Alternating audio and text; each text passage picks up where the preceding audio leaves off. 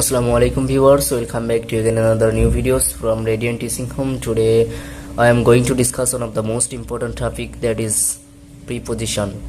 তো আজকে আমরা দেখব preposition with কোথায় ব্যবহার করা হয়, অর্থাৎ কোন কোন ক্ষেত্রে preposition with ব্যবহার করা হয়। তো প্রথমে আপনারা দেখতে পাচ্ছেন একটা বাংলাতে একটা সেন্টেন্স লেখা আছে, তো এটা আমরা প্রথমে দেখি। তো এখানে লেখা আছে কারোর প্রতি কাজের ভাবের সাথে মালিকানা পাওয়ার পরপরই তার দ্বারা দিয়ে কর্তৃক কাজ হয় না।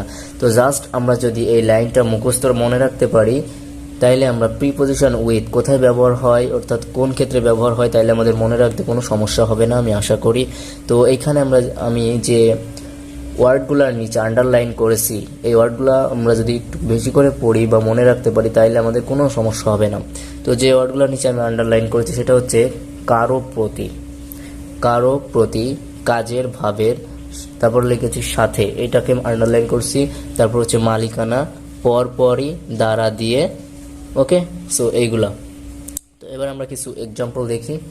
সো ফার্স্ট এক্সাম্পলটা হচ্ছে হি লিভস উইথ মি, সে আমার সাথে বাস করে, ওকে। সো যখন সাথে বোঝাবে উইথ মি, অর্থাৎ আমার সাথে, অর্থাৎ সাথে যখন বোঝাবে তখন কি ব্যবহার করা হবে? উইথ, ঠিক আছে। সো এক্সাম্পল নাম্বার 2 এক্সাম্পল দেখি। He killed the snake with a stick, সে কি করছিল? সে একটা সাপকে হত্যা করছিল কিসের দ্বারা? লাঠির দ্বারা, উইথ এ স্টিক। অর্থাৎ যখন দ্বারা দিয়ে বোঝাবে তখন কি ব্যবহার করা হবে? তখন উইথ ব্যবহার করা হবে। এবার আমরা দেখি নাম্বার 3তে কি আছে। হি ওয়াজ অ্যাংরি উইথ মি, সে আমার উপর রাগান্বিত ছিল। অর্থাৎ কারোর প্রতি যখন প্রকাশ করে তখন প্রিপোজিশন উইথ ব্যবহার করা হয়। তারপর number 4, they have done the work with joy, তার কাজটি করছিল কিসের সাথে? আনন্দের সাথে। অর্থাৎ কাজের ভাব প্রকাশ করেছে উইথ জয়, অর্থাৎ কাজের ভাব প্রকাশ করছে। এই যে কাজের ভাব যখন প্রকাশ করে একটা সেন্টেন্সে, তখন প্রিপোজিশন উইথ ব্যবহার করা হয়। তো number 5, the house is with my friends, বাড়িটি আমার বন্ধুর। অর্থাৎ এখানে মালিকানা প্রকাশ করেছে, বাড়িটা কার?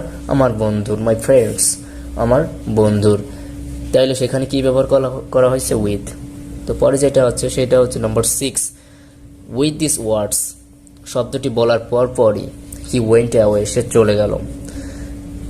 তাহলে পরপরই অর্থ প্রকাশ করলে সেখানে উইথ ব্যবহার করা হয়, ওকে।